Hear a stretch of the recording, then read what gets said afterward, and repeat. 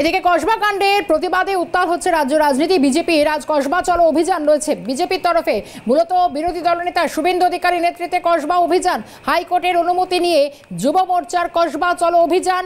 গড়িয়াহাট থেকে কসবা পর্যন্ত প্রতিবাদ মিছিল চলবে। তার আগে কলেজ চত্বরে আঁটোসাঁটো নিরাপত্তা ব্যবস্থাও যেরকম রয়েছে সেদিকেও আমাদের নজর থাকবে। বিরোধী দলনেতা শুভেন্দু অধিকারীর নেতৃত্বে কসবা চলো অভিযানের ডাক দেওয়া হয়েছে। যদিও কলেজ বন্ধ রয়েছে, শুধু তাই নয়, ইতিমধ্যে সেখানে প্রচুর পুলিশ মোতায়েন করা হয়েছে। গোটা ঘটনার সামনে আসার পর থেকে রাজ্য বিজেপির তরফ থেকে একের পর এক প্রতিবাদ বিক্ষোভে উত্তাল। শুধু তাই নয়, প্রতিবাদের সরব হয়েছে, পথে নামছে বিজেপি প্রতিদিনই। অন্যদিকে আজ শুভেন্দু অধিকারীর নেতৃত্বে কসবা চলো অভিযান। ইতিমধ্যেই প্রতিবাদে সামিল বঙ্গ বিজেপি। আজ কসবা চলো অভিযান বিজেপির। আরও একটু বিস্তারিত জানবো, প্রীতিশ রয়েছেন আমাদের সঙ্গে। প্রীতিশ,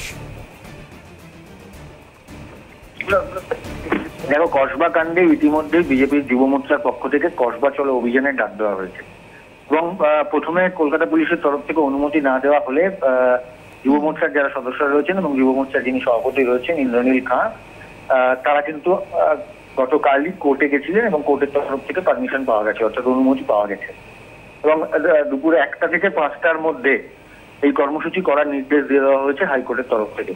এবং দুপুর 2টো থেকে মিছিল শুরু হবে। মিছিলের নেতৃত্বে দেবেন বিরোধী দলনেতা শুভেন্দু অধিকারী এবং তার সঙ্গে সঙ্গে যুব মোর্চার যারা সদস্যরা রয়েছেন তারা কিন্তু যাবেন।